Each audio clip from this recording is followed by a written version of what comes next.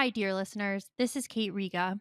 I'm here to make a quick pitch that you consider becoming a TPM Prime member. TPM has used the member model for over a decade now, and our loyal members are the only reason we've been able to weather the turbulence of the media landscape and avoid the fate that has befallen so many other independent outlets.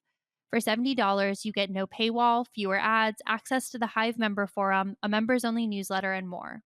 For $140 a year, you get all of that, plus no ads at all.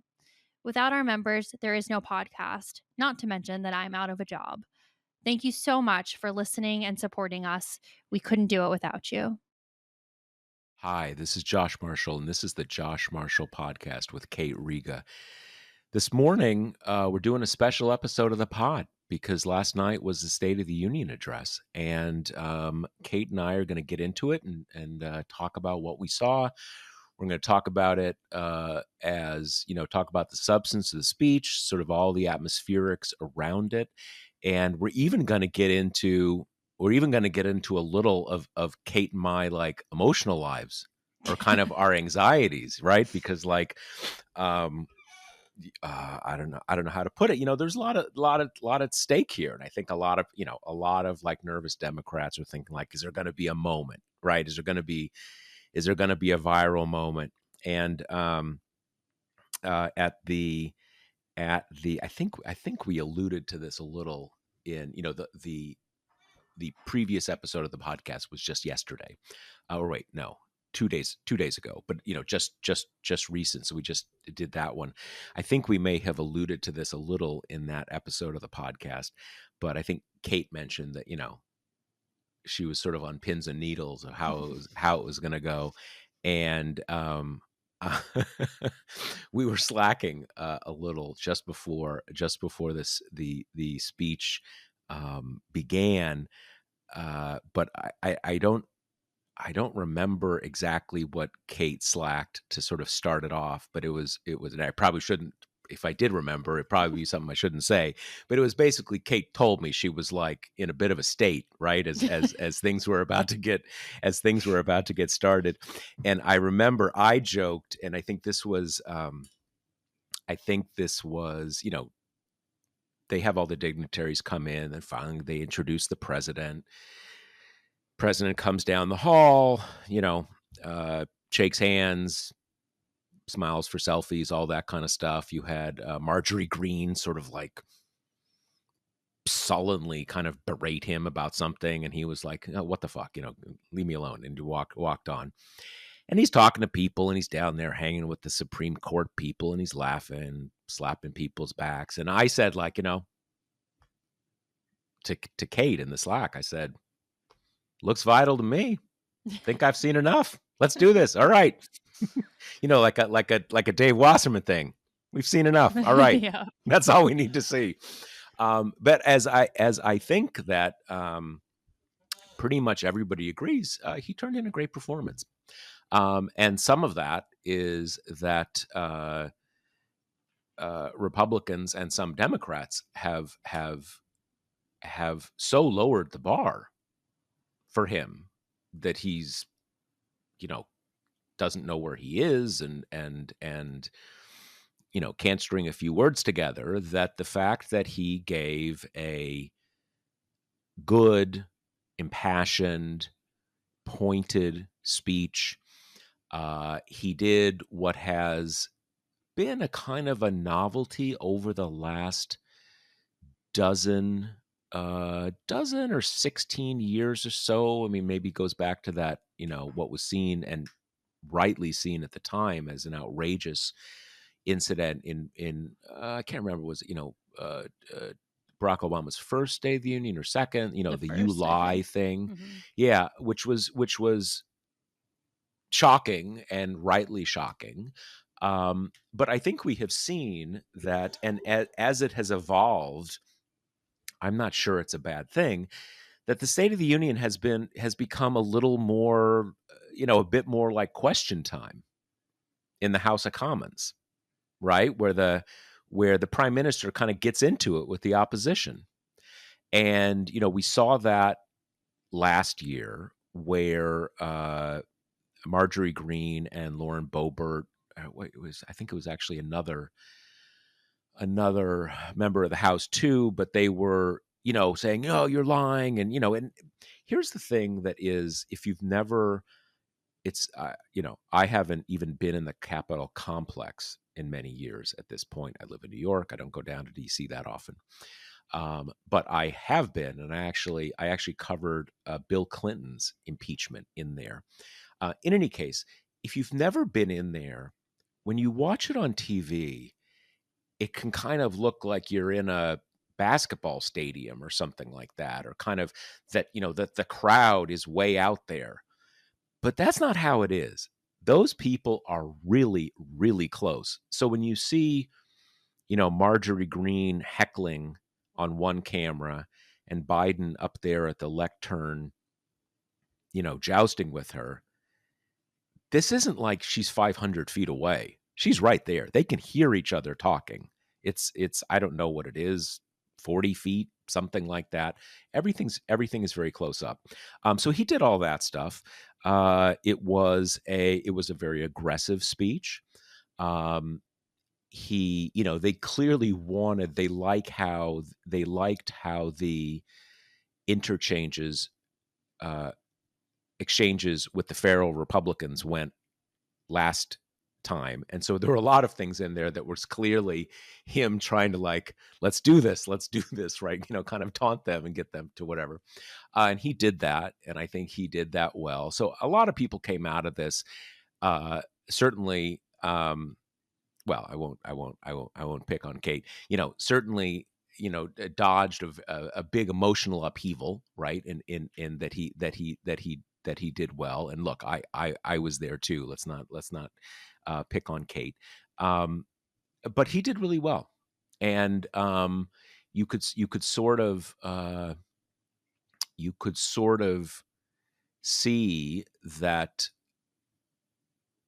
what Republicans ended up criticizing, he's yelling constantly. He's he's out of control. Why is he? He's got to calm down. That's not much of a criticism, in the context.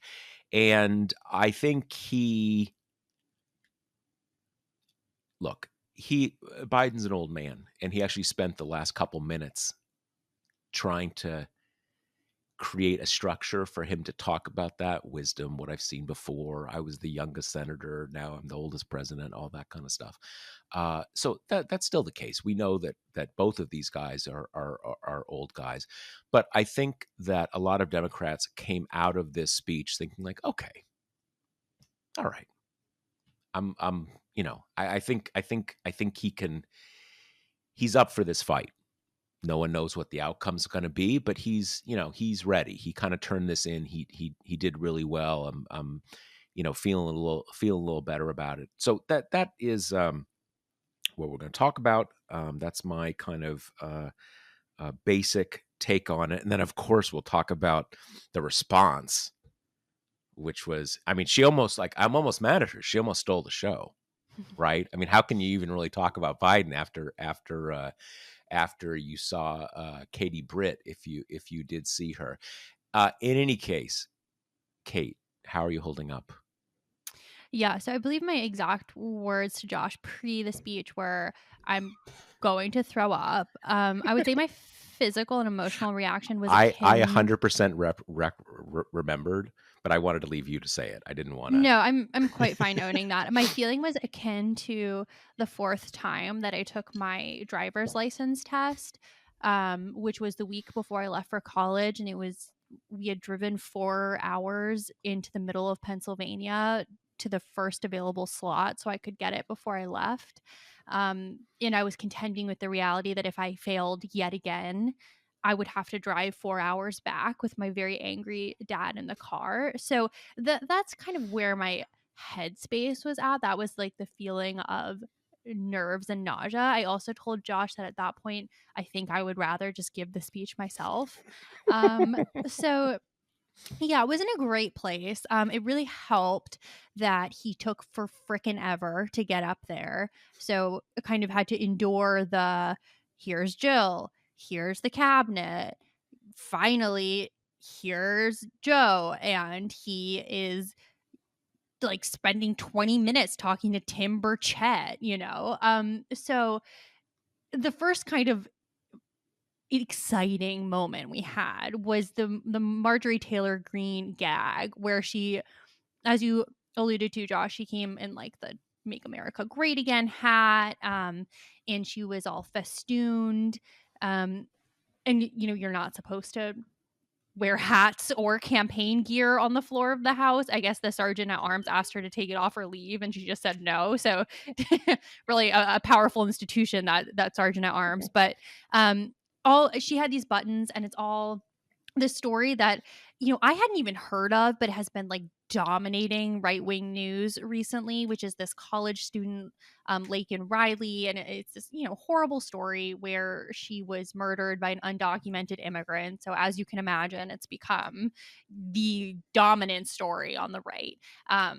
And she kind of appropriated this phrase, say her name, that was primarily kind of popularized to commemorate particularly Black women, particularly Black trans women who have been killed by police. Anyway, so that was on her shirt. She had these buttons that said, Lakin Riley, and she kind of pushed one into Biden's hand.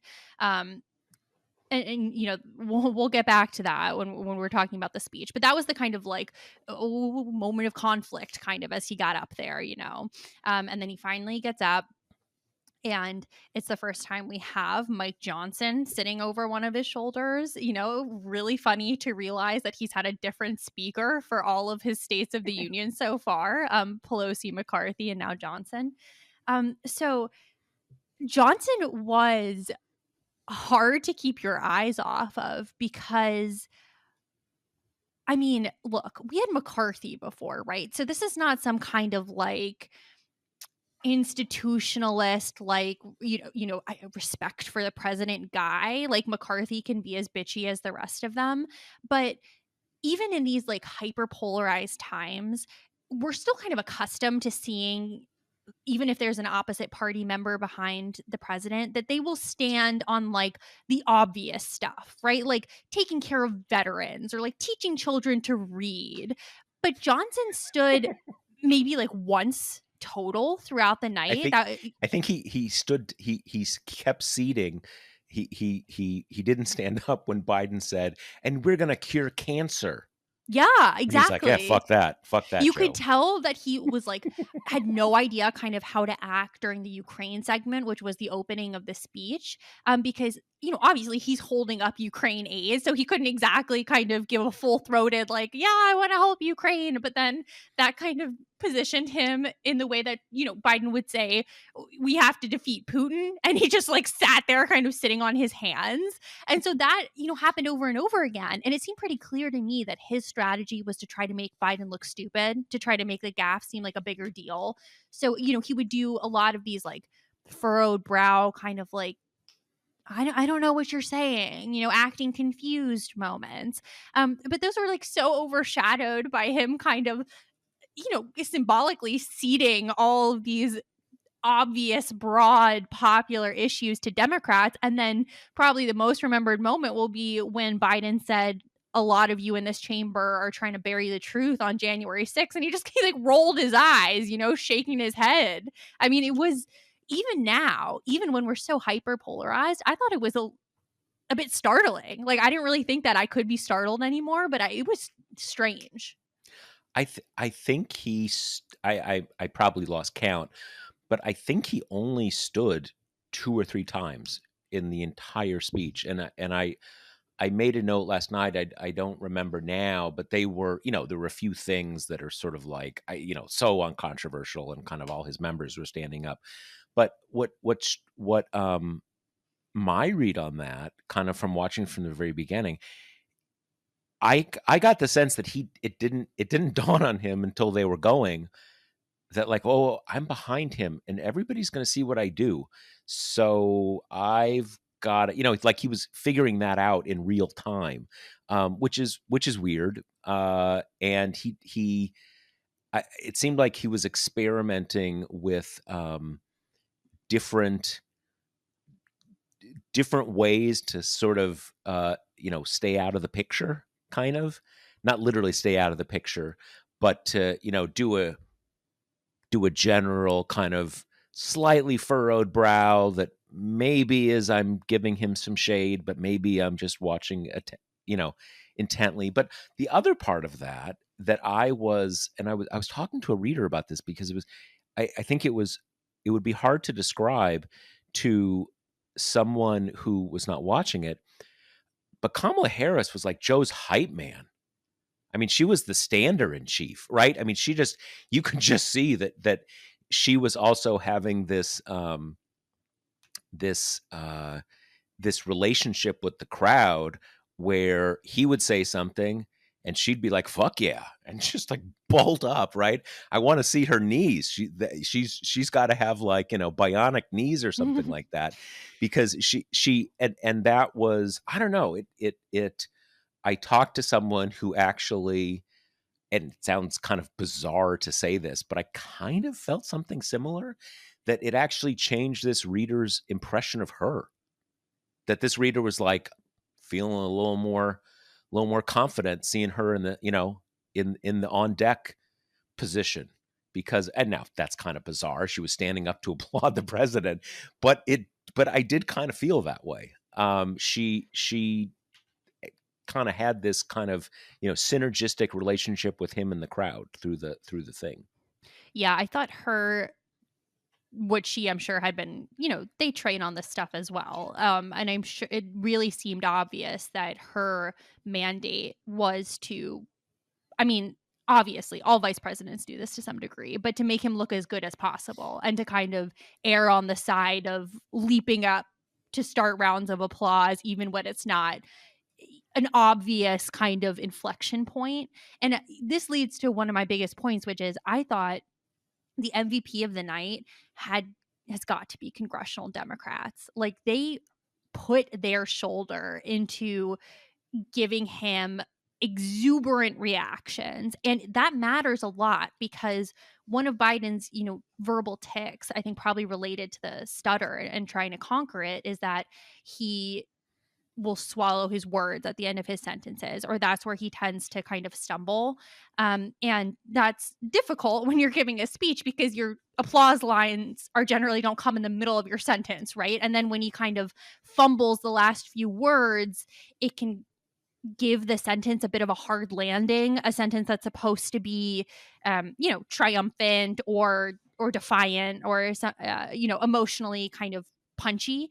But the congressional Democrats, because they were so exuberant and so had such a light trigger finger on big standing ovations, I thought they softened a lot of the landings of those sentences for Biden and kind of made his delivery seem better than it was because it's a human thing, when people kind of like, oh yeah, like totally, you start to think like yeah, he said that well, even if he didn't necessarily. And Hmm. that Hmm. again, and that's, but all these things we're talking about, it's not like this is a novel part of the State of the Union. Like the president's party is always there to be the friendly audience. But I just thought it was really notable last night, how friendly they were. And that's got to be a factor of going in knowing that this is a huge, high stakes, important speech. Biden's got to do well. And to the point that they could help that, either by kind of trying to pump him up himself, give him confidence while he's going, and to frame it to the audience like, yeah, that was a freaking great point and we're ecstatic about it. I thought it had a big effect on both sides of it. No, I think that's right, and I do think that, even beyond the level of that is self interest, they're all in the same boat. We get that. That I do think, there's been a lot of dialogue about, divisions in the Democratic Party and Gaza and this and all these different kind of things, and people worried about his age and stuff. I, as much as, again, self interest, I'm sure there was planning, but to me, despite all that, it was convincing that I think they like this guy, right? They're behind him. They want this to happen. So that, it worked, even though, nothing in these things is spontaneous, right? These things are all kind of thought through and all that kind of stuff. And I will say that, I mean, I don't want to be too ridiculously effusive, but I thought he did really well. And not just against the, kind of like ridiculously low bar that the opposition, I think, perhaps somewhat to their regret, has set for him. It was also a good speech in the sense that it was an aggressive speech. Um, he went right at it, without naming Trump, saying the things he's done, stuff like on the immigration bill, on, just kind of everything, that part where, uh, wait, who, what, oh, with, contrasting Reagan, the tear down this wall, to, Trump's do whatever the hell you want. It was very aggressive, and it's time to be aggressive. Yeah. Right before we get into the speech itself, there's one more kind of purely reaction thing that I want to talk about, which is when Biden was going over the border bit and talking about the bill and, what it would do and how it has majority support if only they would kind of let it go through. Um, One of the most fascinating moments of the speech was, and kudos to the C-SPAN camera operators because they're always like on their stuff. Like as soon as a bill gets mentioned, they know exactly who to pan to, like who's the important person. And in this case, it was obviously James Lankford, right? He was the Republican negotiator who worked forever to put this bill together and then got kind of stabbed in the back by his own party. And look, Lankford is dyed in the wool conservative, like a big anti-abortion, like religious conservative. And while Biden was kind of hitting the bullet points of what this bill would do, Langford is nodding along, and you can see him at one point mouth, "That's true," in response to Biden. And I actually thought that was a stunning moment in the landscape of this speech, which was, as we said, Republicans sitting on their hands to a degree that I don't think we've seen before, even when it's a Democratic president that they hate. Like they were just absolutely dead set coming into this on not ever showing approval of anything he did, no matter how innocuous. So that gave that moment, I think, like a lot of power, seeing this like very, very conservative guy being like, yeah, the president's right. We should pass this bill. And also, he had a I want to say defeated, but it wasn't defeated exactly. He had a very sobered look on his face, is how I describe it. And I'm sure if I, I'm sure whatever platform you're on, you can search it and it'll be everywhere. But he seemed to have a, like, defeated, not in the sense, I mean, he was defeated. They humiliated him. But that's not what I mean. I mean defeated in the sense, because I think, maybe I'm misremembering this, but I think that part was in response to Biden saying something like, and the Republicans cynically killed the bill even though they know it's good. And it's him kind of saying like, "You're right, Joe. We suck. We've met the enemy and it is us," kind of thing. I mean, obviously I'm embroidering a bit, but he seemed, there was a look on his face kind of like, "Yeah, we were the problem. Sorry, Joe." So yeah, I do think it was kind of a, and as you say, like the camera people, good camera work, right? You know Hmm. exactly. And in some ways it makes sense that the camera operators there know the legislative process, Yep. right? So it's, who the sponsor is, or who the negotiator is, But and all that they're stuff. good even beyond bills. Like even when kind of just an issue gets mentioned in passing, they're good at knowing what for which The real legislator that's kind of player. a pet issue. Yep. Yep. But yeah, so on the speech itself, I mean, the highlights, it's funny because I was thinking if I was going to write about this speech in terms of substance and not kind of the performance and the theatrical aspect, I don't even know really what I would hinge it on, because it was, I guess, the driving force was probably the economic populism piece. And I thought the part where Biden was most animated and commanding was the tax fairness section about, how my predecessor had done this big, the Trump tax cuts that only benefit the wealthy and corporations. I'm a capitalist. I don't care if you make $1 billion, but you should pay your fair share, which is both true and smart because there was this recent poll by this Blueprint firm, which is a Democratic aligned poll that found the one of the top issues for voters without a college degree and um, those making, I think, under $60,000 a year. Their top concerns about Trump were letting rich tax cheats off the hook, and you know taxing the middle class while kind of like letting the upper echelons off scot free. So that's clearly a rich vein for Biden to kind of tap into, and I think one that he also believes in.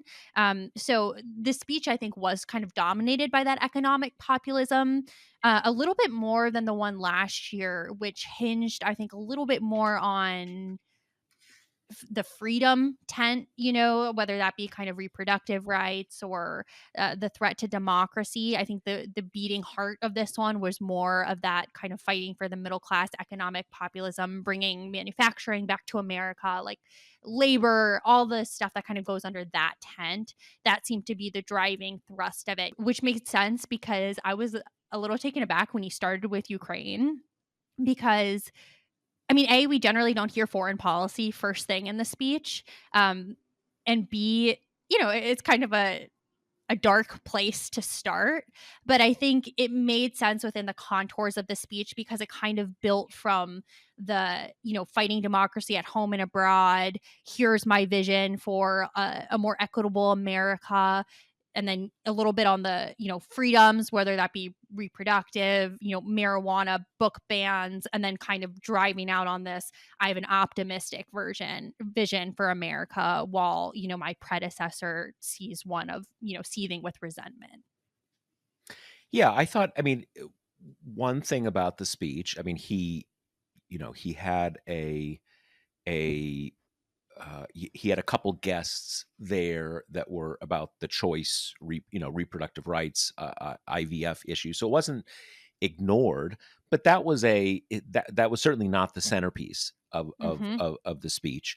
And I think that made sense in as much as if you care at all about reproductive rights and abortion rights, you know who's where, right? You don't need to be you don't need to be you don't need to be reminded of that as much as you may need to be reminded on tax fairness and these other issues. It's coming up a lot, but I think you're right um, that taxes, jobs, these issues were sort of a centerpiece, and I think, as we know, there's some level of division over tactics and strategy among Democrats now. Should it be this kind of January 6th defending democracy versus kind of bread and butter stuff? I always think that those debates are a little over literal, in the sense that January 6th did happen 3 years ago, but we're kind of doing January 6th every day because of the things that are just happening right now in our politics. And I think one of the big takeaways from 2022 was that voters were able to walk and chew gum on abortion rights, democracy, choice, democracy, pocketbook issues, that they kind of like, yeah, it's all kind of one thing. So yeah, I think that is I think that's right. And that was actually one of the issues that he was able to bait some of the Republicans in the chamber about Trump's tax policy, where he said, "Are you going to do another huge another huge giveaway of hundreds of billions of dollars to the wealthiest people. And I think you had a mix from the Republicans in the chamber, some saying like hell yeah, and but a number saying like no, that's not true. And he's like, okay, cool, you've agreed not to give away a lot of more money to billionaires. Wahoo! Glad we've Mhm. sort of like what he did last year. So he kind of he hit those notes. Yeah. I think overall, I didn't like the speech last night as much as I liked the one last year. I thought the one last night was a little, and this happens to a lot of State of the Unions, but a little laundry list y in the way that some of the points that I think could have been resonant were rushed over, and that's in part because he talks really fast. So sometimes the punctuation doesn't land that hard. I think the point where that stuck out to me a lot was particularly he had this little section on marijuana policy where he said, I want it to be rescheduled. Nobody should go to jail just for using marijuana, and that part just got kind of really skittered over. Um, I mean, but honestly, I don't even remember that. yeah, it was like 2 That's how much it lines, got but skated over. I didn't I right. didn't somehow that didn't land for me. I don't even remember that part. So to But make I your point. thought my 2 favorite moments of the speech, or my 2 favorite lines, were when he was doing the January 6th bit at the beginning.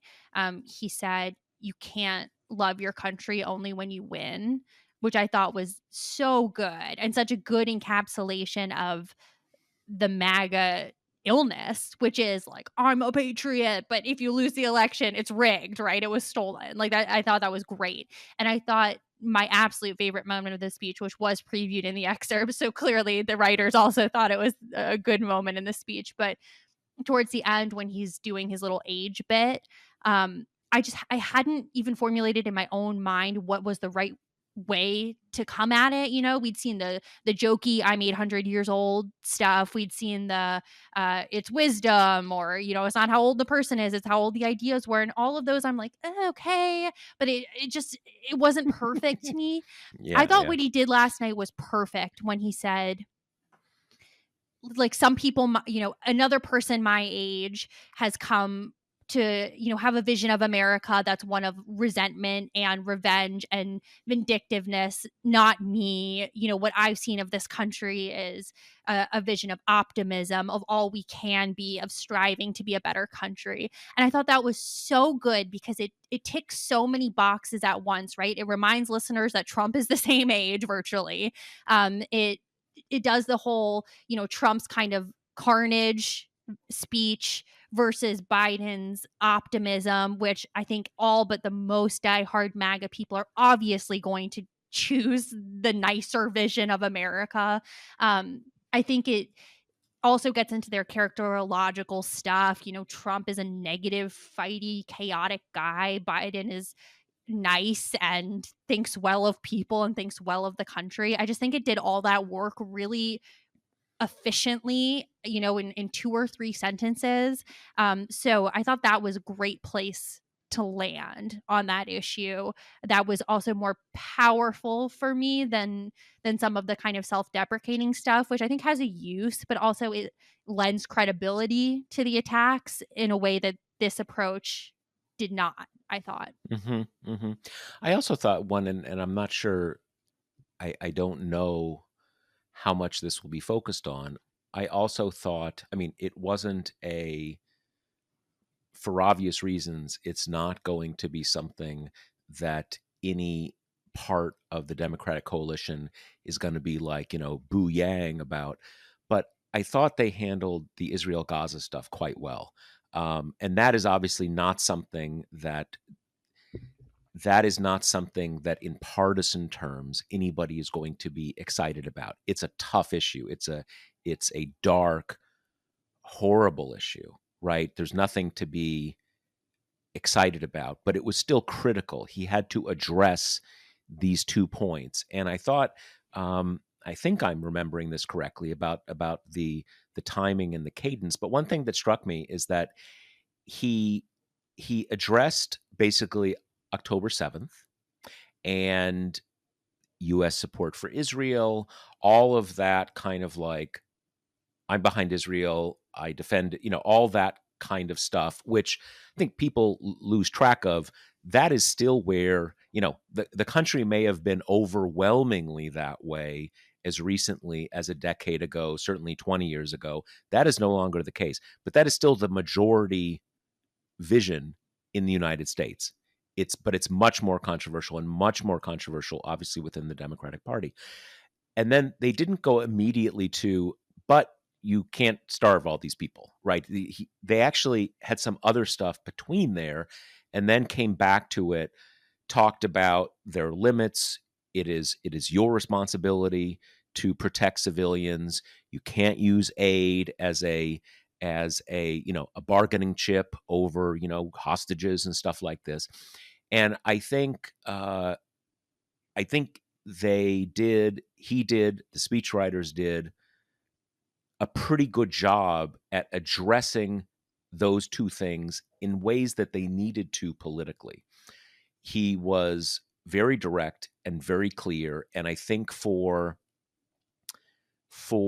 people who want Biden to win but are very upset about what's happening, he gave those people a series of quotes about saying, you can't do this. You have to allow this aid in, et cetera, et cetera, et cetera.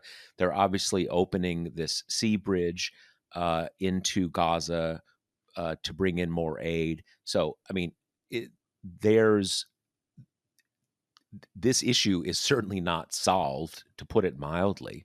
And I don't think he has convinced any of the people who are out protesting on this, but he hit the points that I do think he needs to hit.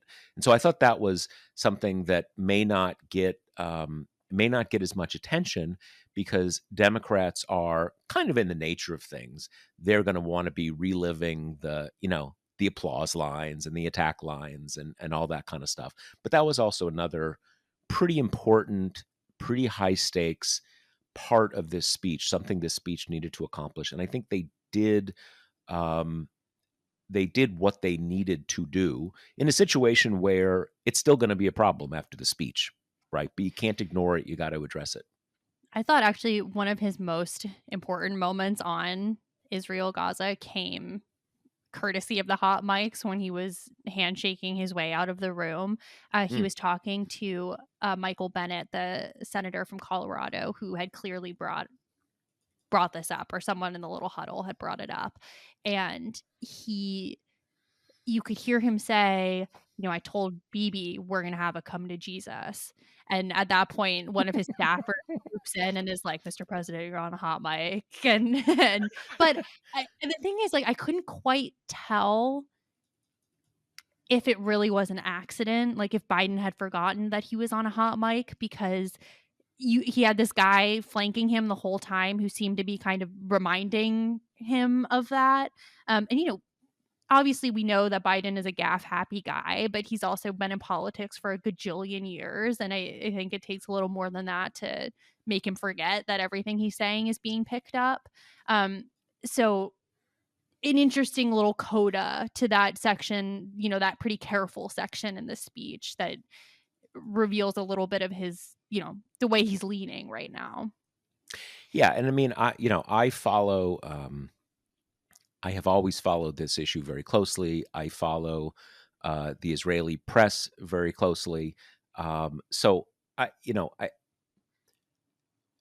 think people, for understandable reasons, don't get the level of intensity and animosity between these two men, and that animosity was there long before October 7th.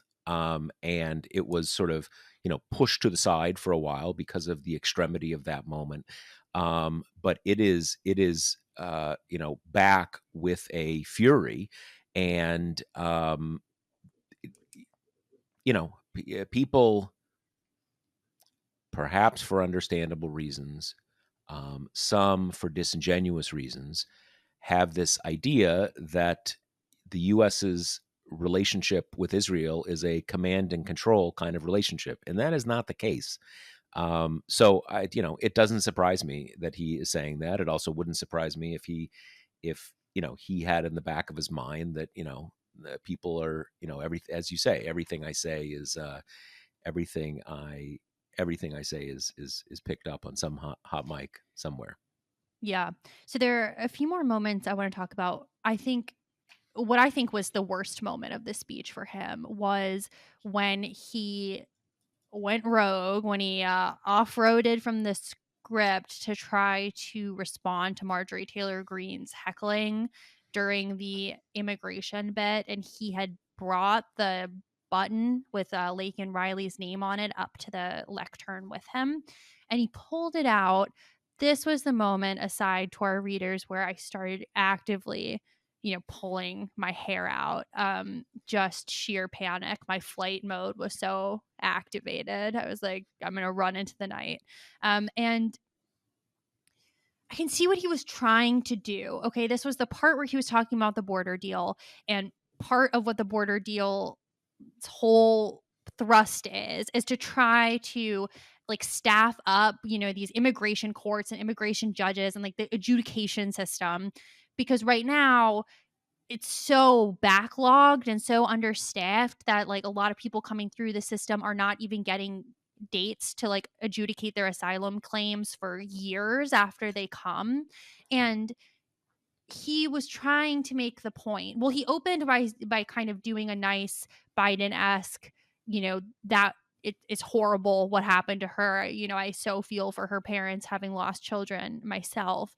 And then he tried to transition it into and that's what I'm saying with this bill, which is that people will be less willing to pay all these thousands of dollars to kind of get smuggled into the United States if they know that they're going to get a court date, in a few weeks, and then they're going to get booted out again, and it'll help kind of stem the tide. It wasn't really a neat transition, even if he had delivered it well, and he didn't deliver it well. And then on top of that, he used the term illegals twice to describe these people, which is so honestly, it felt to me like it was not that long ago that even kind of pro immigration people were talking about immigrants that way. But in our current environment, a Democrat would never refer to an immigrant calling them illegals. It's like how Republicans like to call them aliens. It's dehumanizing. And the party has moved on to, usually undocumented immigrants to kind of talk about the people coming here, or migrants, or just immigrants. So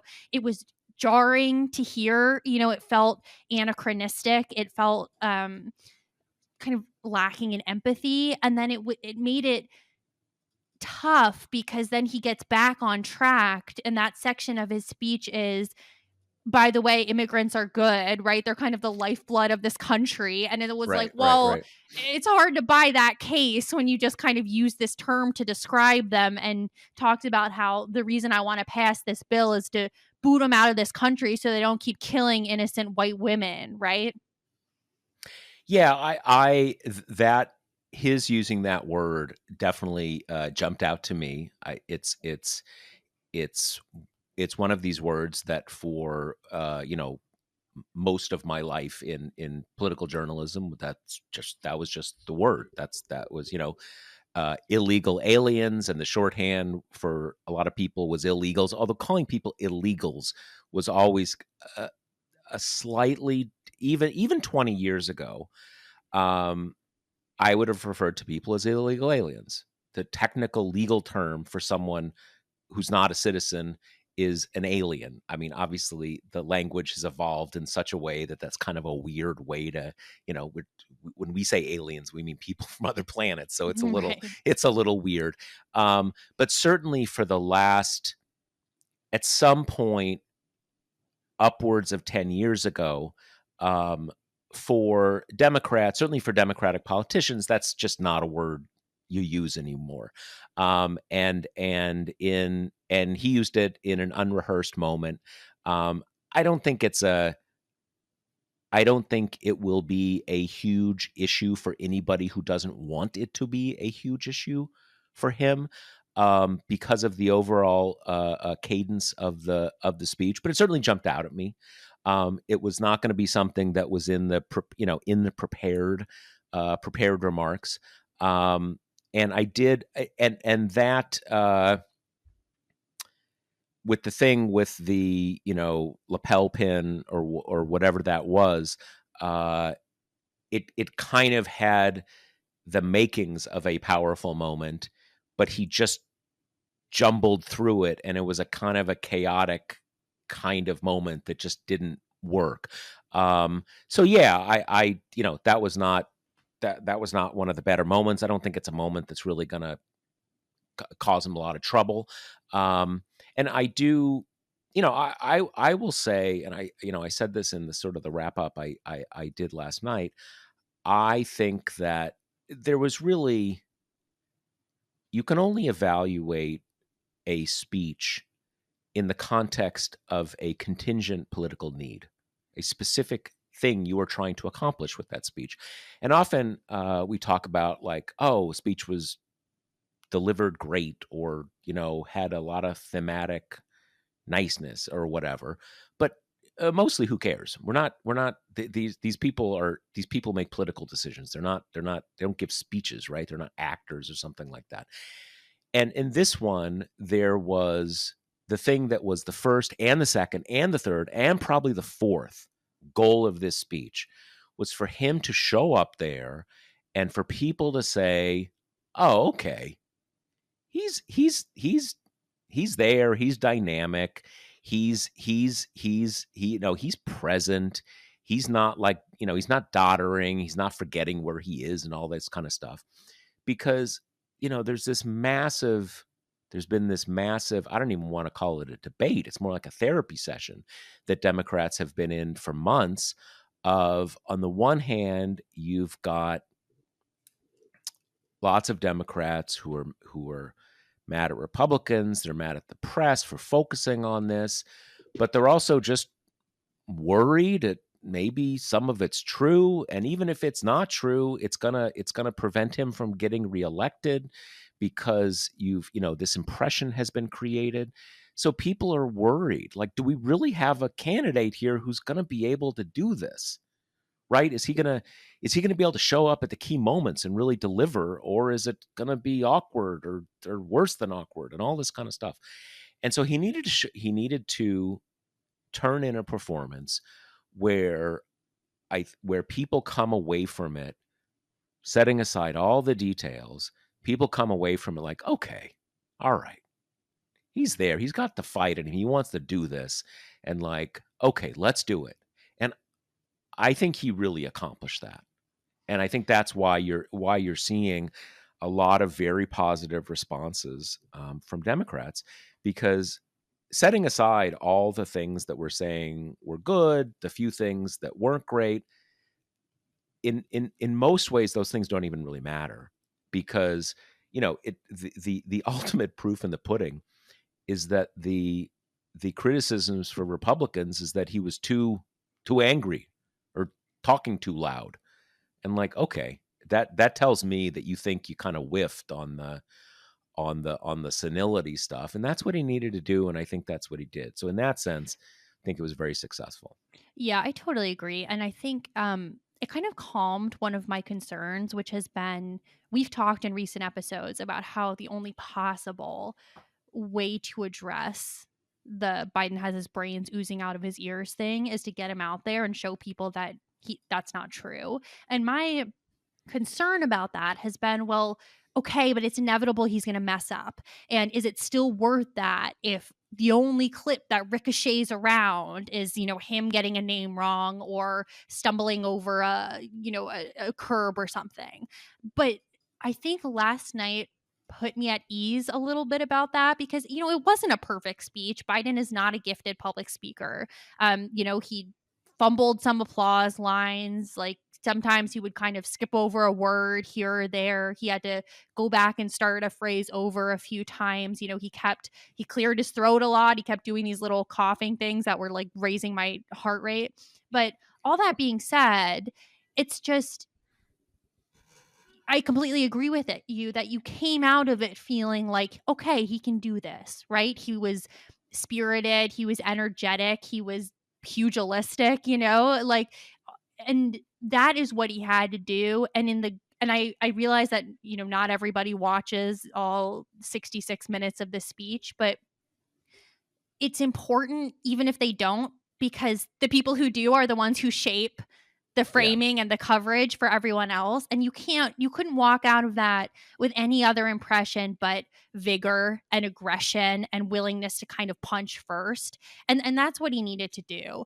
I completely agree with you. I think it wasn't my favorite speech. Again, he's not the most gifted speaker we've ever had as president, but what he had to do last night is to prove that he could kind of give a big, long policy speech when Republicans there were purposefully going to trip him up if they were given the opportunity.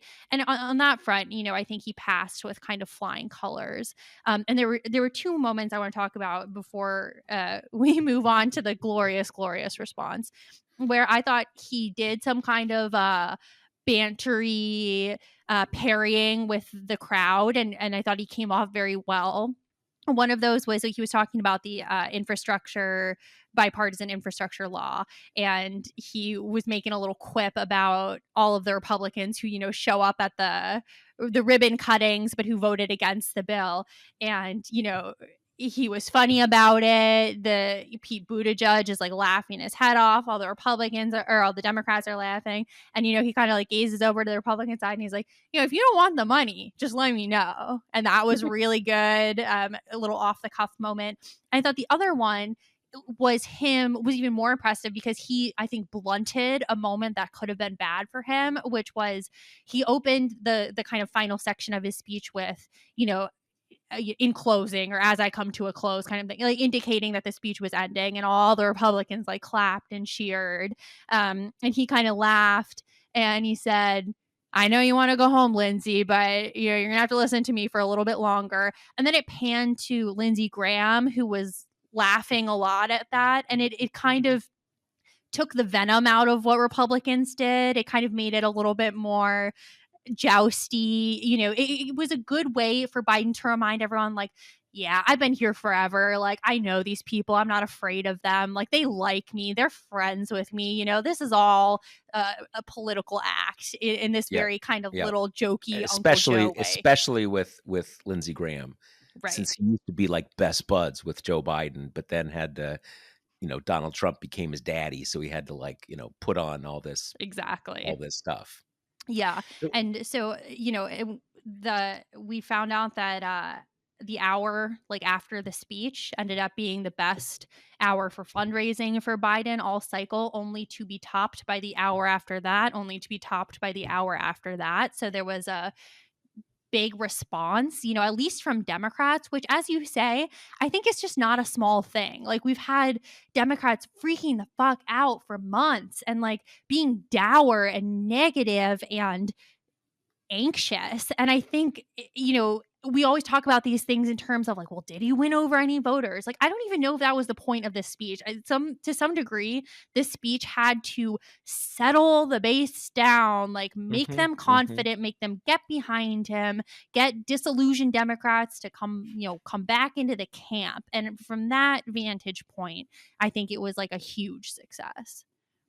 Yeah, I think it's, to put it in a slightly different way, no one wants to be investing in a losing bet, right? You're kind of and it's not like, look, we don't know who's going to win the election, but no one wants to be in a position of kind of like, I got behind it and I feel stupid now. And I think that the effect of this speech was to say, no, okay, we're in this and he's in this, and let's do this. And that is that kind of, I mean, look, an army cannot function without morale. That is just one of the basic things about armies, about warfare. And there is a strong analogy to how a campaign works. People got to feel like they're in it. They have to feel like they're being pumped up and they're giving it their all is for a purpose, right? You have to do that. And on the point about, non-partisan Democrats or people only kind of loosely tethered to the national political dialogue, I think the other impact of this speech, and I think it's a very important one, if you are someone who just kind of, you see stuff on TikTok and you see, the comedians on the late shows and just chatter and stuff like that, and you've had this idea like Biden is just like, some elderly guy who you see at holidays who's, oh, hello, and kind of only half there. And if you just saw like 10 minutes of this, you'd kind of say like, that's not what I saw. I mean, he's obviously old, but that's just not what I saw. That didn't fit. And I think that, and for most of those people, they just haven't seen Biden, not in this kind of context. So I think that is also a a very important impact, a very important thing they were trying to achieve, that you've got people who've got a vague impression but haven't really seen much themselves, and you could watch the whole thing, you could watch half of the thing, you could just watch the first 15 minutes, or any 15 minutes, and again, I think unless you were a committed Republican, in which case you're not part of the dynamic that I'm talking about, you would see this and you would almost have to say, okay, that what I was hearing is not really what's going on. He's old, but that's not the case. And that is again, that's a big deal. That's a big deal. And he bolstered that overall impression with his way out of the chamber, which, again, I'm not living in some fantasy land where I think everybody, normal people watched the full 30 minutes it took them to handshake out. But you know what? Like, this stuff trickles through. The idea that they had to gavel out the House session and they like turned off the lights while he was still shaking hands with people. I think maybe one of the most kind of viral moments of the speech came in that time after, as we were discussing before we got on the air, which was, Jerry Nadler kind of went up and was congratulating him and said, well, they're not going to talk about your cognitive impairment now. And Biden kind of quips back, some days I wish I was cognitively impaired. It was it showed, vitality. He outlasted everyone else. He stranded poor Kamala Harris up there with Mike Johnson for like ages because she can't Oh, I leave guess she until can't he leave leaves. until Yeah. it never occurred to me. So Never occurred to me. she's just standing there stiffly next to him while he's, talking to all these people and they're coming up and being like, "Oh, my mom texted me. She loves you. She thought your speech was amazing." And he's like, "Well, give me your number. I'll give her a call." And he's taking selfies and he's FaceTiming with people and people are coming up and being like, "Oh, you might not remember me. I'm a congressman. I used to be a congressman from Detroit." And he's like, "Of course I do." Blah blah blah. Like it's just a kind of Biden at the top of his game. When he went by the little military contingent, he asked one of the guys like, "Oh, you need anything?" It's very just like vintage Scranton Joe. And I think it's not like each of these disparate things is going to change the narrative single-handedly, or that each of these like little details is going to trickle through to an uninformed and uninterested electorate. But it's all about building the case, right? And the Yeah. speech was a Yeah. huge plank of it. And these little, he's out there, he's handshaking, he's in it, he's in the mix. Like all of that can only help. Yeah, no, and again, just on that earlier point, you've got a lot of people who just want to feel like they want to be reassured that there's a candidate and a standard bearer who's in this, can show up and deliver, and has the fight in him. And they got that. And that is, again, to me, and I have little doubt to the speechwriters and political people who plan the speech, that was first, second, third, 50th goal. Everything was kind of subsidiary to that, even though those things were important too. But that was the live or die thing that he had to do, and he did it. So now let's conclude with the, the GOP rebuttal, which, as you say, Josh, nearly overshadowed the main event in its sheer bizarreness. And our listeners will remember that, like, these rebuttals are such a singular black hole in politics. Like, so, for something that's usually only like 15 or 20 minutes, so If that. incredibly, Yeah. yeah, so just incredibly able to like destroy an entire political career. And hits of the past have been eh, hammy Bobby Jindal, right? Or Marco Rubio like drinking a ton of water, or Joe Kennedy like having a weird amount of chapstick. Like, there's always something that just kind of makes it weird or makes it funny or makes it memorable. And last night, it was Katie Britt, who's this new senator from Alabama. She was Shelby's chief of staff and then kind of inherited the seat from him. Um, she's a mother, she's a Christian, she's kind of like considered a rising star, in part because Republicans like have so few women that Was considered a rising star. right. I'm not sure we're So gonna that be seeing a lot of her after this. so the ones they have kind of always get catapulted into, leadership positions, so they can just show they're not solely white men. And her, I mean, she was clearly mostly chosen for the age contrast, right? She's like 40 years younger than Biden. The hope was clearly he would kind of be feeble, and then she would come on and be just glowing with youth. But her performance was so odd, so bizarre. I mean, first of all, she was sitting in a kitchen, which is like, oh my God. I get that they were probably trying to go for some relatable, she's a family woman kind of thing, but like We need to stuffing. FOIA whether she was wearing shoes. Yeah, exactly. But like stuffing the woman giving the GOP response in the kitchen is so tone deaf in this moment.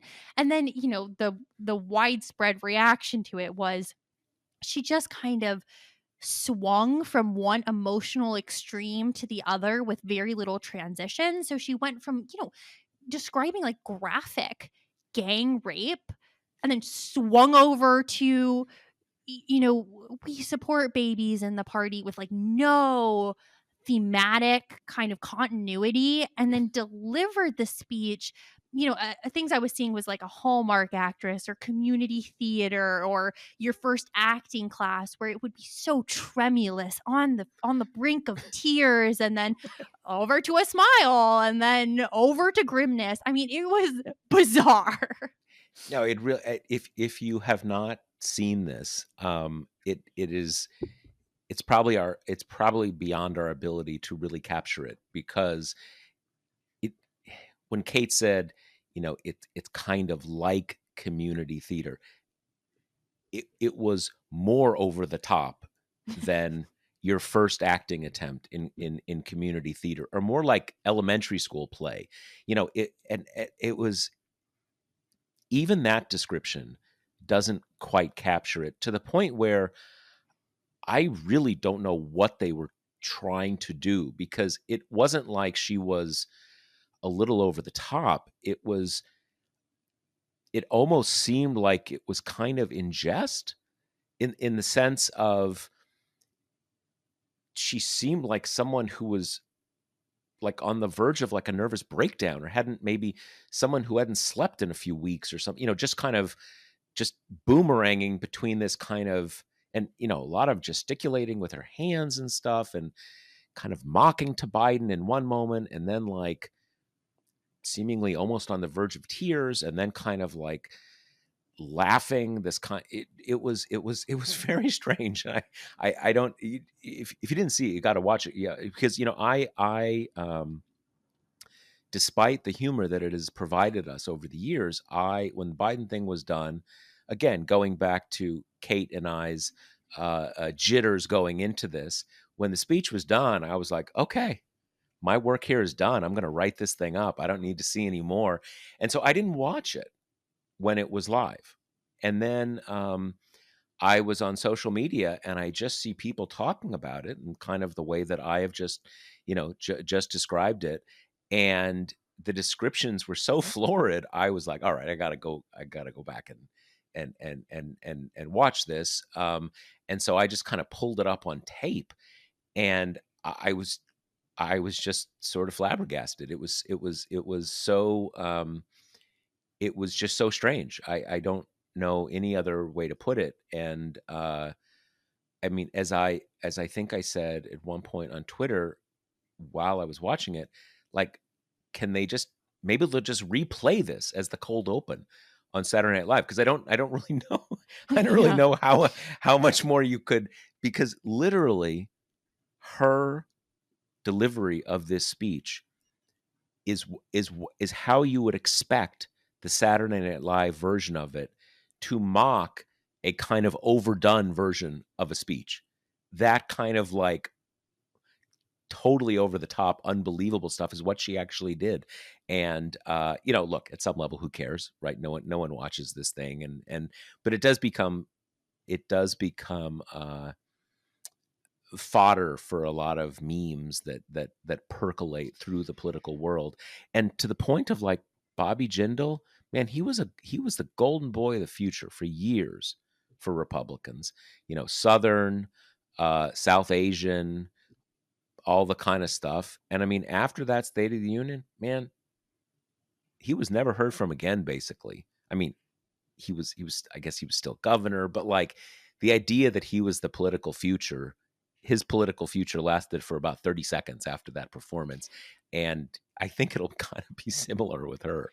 Well, that's why I think it's kind of important in terms of, and it's not important to her immediate future because she's quite young and she's, from Alabama. So that's a safe Senate seat. She'll probably have that as long as she wants it.